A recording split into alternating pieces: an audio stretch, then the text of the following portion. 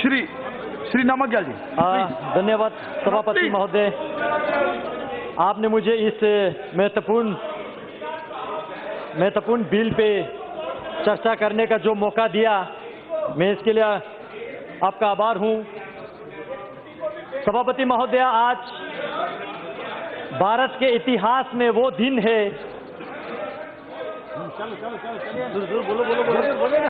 सभापति महोदय, आज भारत के इतिहास में वह दिन है जो गलतियां पंडित जवाहरलाल नेहरू जी के लीडरशिप में कांग्रेसों ने किया, उस गलती का एक रेक्टिफिकेशन होने जा रहा है और हम सब इसका स्वागत करते हैं। बहुत सारे लोगों ने, अध्यक्ष महोदय,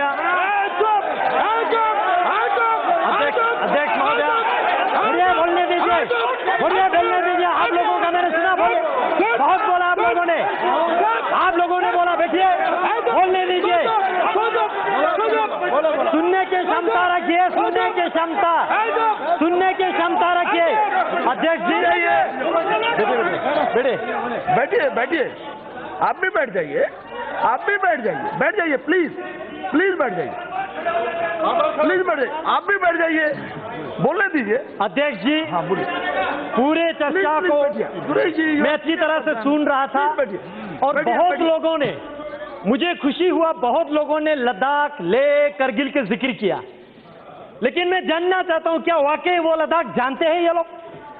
आज तक बीते 71 साल, 7 डेकेड्स लद्दाख को बिल्कुल अपनाया नहीं, बिल्कुल फेंक के रखा वहां पे और वक्तव्य दिया इसी सदन में, वो जमीन है का टुकड़ा है जहां पे एक तिनका का घास नहीं उगते हैं। ऐसे वक्तव्य देने वाले क्या लद्दाख को समझते हैं? क्या लद्दाख के विशेष संस्कृति को जानते हैं? क्या लद्दाख के भाषा को जानते हैं? क्या लद्दाख के रहन सहन, खान पान, वहां के ज्योग्राफिकल कंडीशन, क्लाइमेटिक कंडीशन, जो दुर्गम क्षेत्र है, क्या वो जानते हैं या खाली किताबें पढ़ के बोल रहे हैं? अध्यक्ष महोदय, लद्दाख ने पिछले 71 ईयर यूटी के लिए संघर्ष किया। हम भारत देश के अटूट अंग बनना चाहते थे। 1948 में 4 तारीख को पहला ज्ञापन लद्दाख बुद्धिस्ट एसोसिएशन के तब के प्रेसिडेंट ने पंडित जवाहरलाल नेहरू जी को दिया था, तब के प्रधानमंत्री जी को। कहा कि लद्दाख को या तो अब सेंट्रली एडमिनिस्ट्रेटिव ऐसा कुछ बनाइए, या नेफा टाइप बनाइए, या ईस्ट पंजाब के साथ रखिए, लेकिन किसी भी कंडीशन में हमें कश्मीर के साथ मत रखिए, ये हमने कहा था। लेकिन जिनका सरकार था उन्होंने हमारे सुनवाई नहीं किया, जानने की कोशिश तक नहीं किया, और कश्मीर के नीचे आज तक हमारा डेवलपमेंट, हमारा पॉलिटिकल एस्पिरेशन, हमारा पहचान, हमारा भाषा लुप्त अगर हुआ है तो ये आर्टिकल 370 और कांग्रेस पार्टी जिम्मेवार है। अध्यक्ष जी, मैं डॉक्टर श्यामा प्रसाद मुखर्जी जैसे वीरों का, कुशोक बाकुला रिम्पोची जैसे महान व्यक्तियों का, थुप्तान सेवांग जैसे, जिन्होंने लद्दाख को यह दिशा दिया कि हमें भारत के साथ रहना है, भारत के जयकार करना है, अपने देश के लिए मत मिटने के लिए तैयार रहना है। और आज तक बहुत सारे यहां पे हिस्ट्री का रेफरेंस दे रहा था, मैं याद दिलाना चाहूंगा, चाहे 1965 के वार हो, 1971 का हो, या 1999 का हो, या 1948 के कबीले हमला का हो, इतिहास चेक करके देखिए, लद्दाखी ने हमेशा बलिदान दिया, हमेशा देश के लिए मर मिटने के लिए तैयार रहा। लेकिन दुर्भाग्य की बात है, आज यहां पे मेरे साथी कश्मीर के ऑनरेबल मेंबर पूछ रहे थे, धारा 370 हटने से क्या खोएंगे? मैं एक चीज जरूर कहना चाहूंगा, एक चीज जरूर खोएंगे वहां, 2 परिवार का रोजी रोटी खोएंगे और कुछ नहीं खोएंगे। सिर्फ 2 परिवार का रोजी रोटी खोएंगे और कश्मीर के भविष्य उज्जवल होने वाला है। सभापति महोदय, कारगिल के जिक्र कर रहा था यहां पे और सदन को मिसलीड करने की कोशिश कर रहा था। मैं कारगिल से चुन के आता हूं, मैं गर्व से कहता हूं कारगिल वालों ने यूटी के लिए वोट दिया है। मैं याद दिलाना चाहता हूं सदन को, 2014 के पार्लियामेंट्री इलेक्शन में यूटी हमारे लद्दाख के टॉप मैनिफेस्टो पे था और लद्दाख वालों ने, मेजॉरिटी ने यूटी के लिए वोट दिया। 2019 के इलेक्शन में फिर हमने यूटी को इलेक्शन मैनिफेस्टो में लेके आया और हमने दोनों डिस्ट्रिक्ट में, चाहे बुद्धिस्ट का हो चाहे मुस्लिम का हो, दोनों डिस्ट्रिक्ट में, लेह का हो करगिल का हो, हर क्षेत्र में हर लोगों के दरवाजे पे जाके हमने लोगों को यूटी समझाया ये क्या है और लोगों ने बड़ी बहुमत के साथ आज तक लद्दाख में जितना भी पार्लियामेंट्री इलेक्शन हुआ है रिकॉर्ड मार्जिन के साथ ये सदन में मुझे आने का लोगों ने अवसर दिया। लोगों ने नरेंद्र मोदी जी के सरकार पे विश्वास किया, लोगों ने इस यूटी को स्वागत किया। आज करगिल की बात कर रहे हैं, क्या वो जानते हैं ये करगिल? मुझे इस सदन में कहने के कोई संकोच नहीं है। तब के गृह मंत्री माननीय राजनाथ सिंह जी अब ले पधारे थे, all party parliamentary delegation Jammu गए थे, कश्मीर गए थे और आप ले आए थे तब के होम सेक्रेटरी के साथ। पूरे लद्दाख के हर पॉलिटिकल पार्टीज के, बीजेपी, कांग्रेस, पीडीपी, एनसी लेके, मैं कश्मीर की बात नहीं कर रहा हूं, वहां अलग वातावरण है, मैं लेके बात कर रहा हूं, और साथ ही साथ हर रिलीजियस ऑर्गेनाइजेशन के, चाहे लद्दाख बुद्धिस्ट एसोसिएशन हो, अंजुमन इमामिया एसोसिएशन हो या मोनुल इस्लाम हो, क्रिश्चियन एसोसिएशन हो, हिंदू महासभा हो, सबने एक ही आवाज में कहा कि हमें यूटी चाहिए। राजनाथ सिंह जी पूछ रहे थे और क्या चाहिए बोलो, और हमने कहा और कुछ नहीं चाहिए, सिर्फ यूटी चाहिए। हमने ये कहा था। आज अध्यक्ष जी सुनने की क्षमता रखिए, सुनने की क्षमता रखिए, अभी तो टीलर है, सुनने की क्षमता रखिए। अध्यक्ष जी, लेकिन उस वक्त एक दुर्घटना हमारे साथ घटी, आज मैं इस सदन को अवगत करना चाहूंगा। तब के ले में आपके एनसी के डिस्ट्रिक्ट प्रेसिडेंट, पीडीपी के डिस्ट्रिक्ट प्रेसिडेंट, जिन्होंने यूटी के मेमोरेंडम को साइन किया, उन लोगों को आपके कश्मीर के एनसी और पीडीपी ने वहां से प्रेस रिलीज जारी करके अपने पार्टी से बाहर निकाल दिया। आज डेमोक्रेसी की बात कर रही है लोग, लोकतंत्र की बात कर रहे हैं। क्या वो थे आपका लोकतंत्र? लोगों का आवाज बंद करना, दबे कुचाले रखना, ये आपका लोकतंत्र था क्या? अध्यक्ष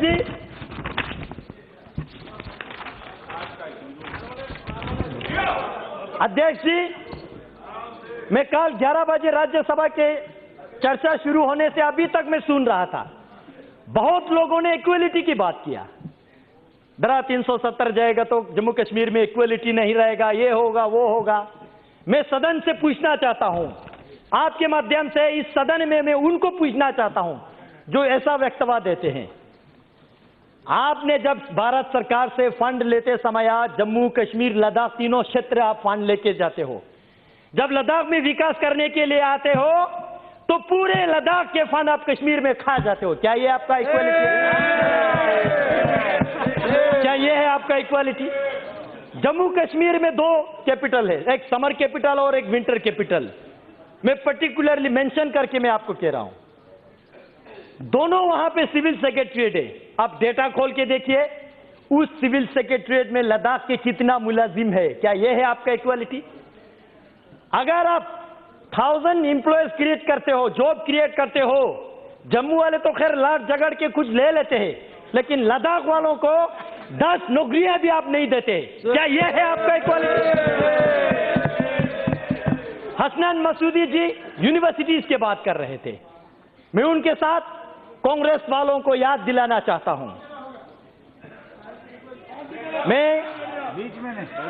मैं कांग्रेस वालों को याद दिलाना चाहता हूं, आपने 2011 में कश्मीर में आपने एक सेंट्रल यूनिवर्सिटी दिया, जम्मू में एक सेंट्रल यूनिवर्सिटी दिया। जम्मू वालों ने लाट झगड़ के दिया नहीं, लाट झगड़ के लिया।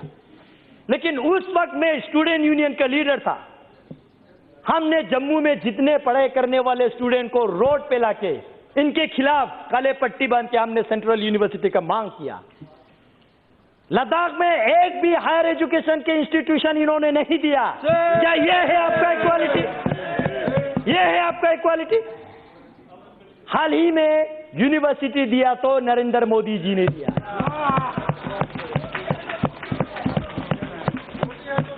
मोदी है तो मुमकिन है, सही में। कल राज्यसभा में कांग्रेस के नेता गला फट फट के कह रहे थे कि भाई लद्दाख के साथ क्या होगा, लद्दाख के साथ क्या होगा। मैं जानना चाहता हूं अध्यक्ष महोदय, आपके माध्यम से मैं जानना चाहता हूं, जब आप 2008 में जम्मू कश्मीर के चीफ मिनिस्टर थे, आपने वहां पे 8 नया डिस्ट्रिक्ट बनाया, जिला 4 आपने कश्मीर को दिया, तो जम्मू वालों ने लड़ाई किया तो 4 देना पड़ा। लद्दाख को आपने एक डिस्ट्रिक्ट भी नहीं दिया। क्या यह है आपका इक्वालिटी? यह आपका इक्वालिटी है? आज आप कहते हैं इक्वालिटी। हमारे भाषा लद्दाखी बोटी भाषा कहते हैं। कश्मीरी आपने लिपि ना होने से भी आपने रिकॉग्नाइज किया, 8 शेड्यूल में डाल दिया। जम्मू के डोगरी उन्होंने आंदोलन किया तो उनको भी दे दिया। लद्दाख के भाषा को आज तक आपने रिकॉग्नाइज किया। क्या यह है आपका इक्वालिटी? अध्यक्ष जी, सेक्युलरिज्म और डेमोग्राफी की बात किया जा रहा है यहां पे। मैं जानना चाहता हूं, जिस कश्मीरी पंडितों को आपने इस धारा 370 के मिसयूज करते हुए लात मार के रातों रात निकाल दिया, क्या यह है आपका सेक्युलरिज्म? यह है आपका सेक्युलरिज्म? इसी धारा 370 को आपने मिसयूज करते हुए कल वक्तव्य दे रहे गर्व से, लद्दाख में पहले बौद्ध संख्या ज्यादा था, आज मुस्लिम संख्या ज्यादा है। मैं अफसोस के साथ कहना चाहता हूं, यह आपने धारा 370 को मिसयूज करके जम्मू कश्मीर में आपने बुद्धिस्ट को खत्म करने की कोशिश किया। यह है आपका डेमोग्राफिक मेंटेन, यह है आपके सेक्युलरिज्म। अध्यक्ष महोदय, यही जिन परिवारों ने, मैं नहीं कहता हूं कि वहां पे शासन किया, मैं कहता हूं राज किया, यही परिवारों ने 1979 में लद्दाख को बंटवारा किया, बुद्धिस्ट मेजोरिटी के साथ लेह डिस्ट्रिक्ट, मुस्लिम मेजोरिटी के साथ करगिल डिस्ट्रिक्ट, और हम दोनों भाइयों को लड़वाया आज तक। यह है आपका सेक्युलरिज्म? फूट डालो, राज करो। क्या यह है आपका सेक्युलरिज्म? आज करगिल की जिक्र कर रहे थे, कह रहे थे कि करगिल बंद है। किसने कहा आपको करगिल बंद है? जानने की कोशिश कीजिए। मैं हूं लद्दाख से, मैं चुन के आ रहा हूं, आप नहीं आ रहे लद्दाख से। आप बैठिए, आप आराम से बैठिए, आप बैठिए। भाई साहब, आज तक आप लोगों ने बोला, आज हमारा बोलने का मौका है। बैठिए, बैठिए, आप मोदी शासन है, बैठिए। ये सिर्फ एक रोड और छोटा सा मार्केट को करगिल समझ बैठे हैं। भाई साहब, अगर आपको कारगिल देखना है तो जांस्कार जाइए, वाखा मुलबेग शारगोल जाइए, आर्यन वैली जाइए, दर्शिक गरखोन देखिए। 70% कारगिल के एरियाज जो है, वहां के लोग जो है आज इस डिसीजन को वेलकम करते हैं, इस बिल के समर्थन करते हैं।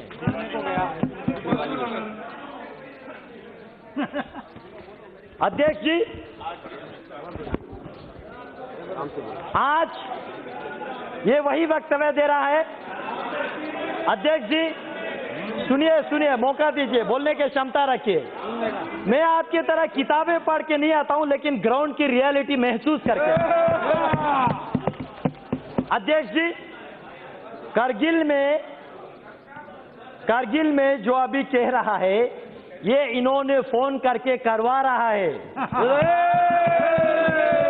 उनको भी नहीं पता है वो लोग क्या कर रहे हैं। उनको अपने भविष्य के लिए सोचना चाहिए, इनके जबान पे नहीं जाना चाहिए। ये अपने मुफ्त के लिए, अपने हित के लिए किसी को भी नचाएंगे। अध्यक्ष जी, अध्यक्ष महोदय, बैठिए बैठिए, सुनने की क्षमता रखिए। अध्यक्ष जी, आज से 66 वर्ष पहले जनसंघ के संस्थापक डॉक्टर श्यामा प्रसाद मुखर्जी ने 1953 में जो उन्होंने संघर्ष लिया, एक देश में 2 विधान, 2 निशान और 2 प्रधान, नहीं चलेगा, नहीं चलेगा। और इसी के संकल्प में मैं गर्व के साथ कहता हूं, इनको नहीं पता लद्दाख वालों ने अभी क्या किया आज तक। 2011 में आज ये कह रहे कि हमारा झंडा जा रहा है, झंडा जा रहा है। भाई साहब, आपका झंडा तो लद्दाख वालों ने 2011 में नकारा है। लद्दाख ऑटोनमस हिल डेवलपमेंट काउंसिल ने रेजोल्यूशन पास किया 2011 में। जम्मू कश्मीर के जो झंडा लद्दाख ऑटोनमस हिल डेवलपमेंट काउंसिल की चेयरमैन, एग्जीक्यूटिव काउंसलर, जो कैबिनेट और डिप्टी मिनिस्टर के रैंक के होते, उनको उनके गाड़ी को लगता था, हमने उस झंडा को नकारा। हमने नेशनल एम्ब्लेम वाला वहां पे लगाया, क्योंकि हम भारत देश का अटूट अंग बनना चाहते हैं। यह है लद्दाख, क्योंकि हम मानते हैं आन देश की शान, देश की है, हम संतान है। 3 रंगों से रंग तिरंगा, अपनी ये पहचान।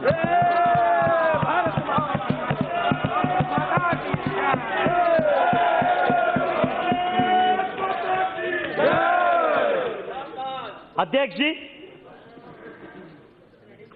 बड़े आयरनिकल बात है, पंचायत इलेक्शन में पार्टिसिपेट नहीं करेंगे और जब अपने कुर्सी के बारे आएंगे तो पार्टिसिपेट करेंगे। ग्रास रूट डेमोक्रेसी नहीं आने देंगे, लेकिन अपने घर का रोटी चलना चाहिए। ऐसा विचारधारा हम एक्सेप्ट स्वीकार नहीं करेंगे। अध्यक्ष जी, जो कुछ लोग, जो मैं बार बार 2 परिवार की जिक्र कर रहा हूं, ये परिवारें जो है कश्मीर के मुद्दा जो ढिंडोरा पीट रहा है, वो समाधान चाहने वालों में से नहीं है। They are the parts of problem. वो इस प्रॉब्लम का, इस समस्या का पार्ट बन चुके हैं, अंग बन चुके हैं। नशे में है वो आज भी समझ रहे कि कश्मीर तो मेरा बाप का जागीर है। नहीं रहा, नहीं है। अध्यक्ष जी, मैं अंत में इसको कंक्लूड करने से पहले मैं भारत सरकार को धन्यवाद देना चाहता हूं। श्री नरेंद्र मोदी जी को, गृह मंत्री जी माननीय अमित शाह जी को और पूरे सहयोगी दल को, और जिनका दल नहीं है लेकिन इस बिल के फेवर में आने वाले हैं, उन लोगों को भी मैं पूरे लद्दाख के निवासियों की ओर से धन्यवाद देना चाहता हूं, क्योंकि आज पहली बार इस भारत के इतिहास में लद्दाखियों के सेंटिमेंट को, एस्पिरेशन को सुना जा रहा है। उस लद्दाख के जो चीन के साथ, पाकिस्तान के साथ सीमाएं लगते हैं, उस लद्दाख के महत्वपूर्ण को समझ रहे हैं। इस सरकार में इस बिल को हम वेलकम करते हैं और हम एक अंत में जो लोग अभी तक कंफ्यूज में, उनको एक रिक्वेस्ट छोटा सा करना है। देश के लिए प्यार है तो जताया करो, देश के लिए प्यार है तो जताया करो, किसी का इंतजार मत करो, गर्व से बोलो जय हिंद। अभिमान से कहो भारतीय है हम, स्वाभिमान से कहो भारत माता की जय, और वर्तमान में करो इस बिल का समर्थन। बहुत बहुत धन्यवाद अध्यक्ष।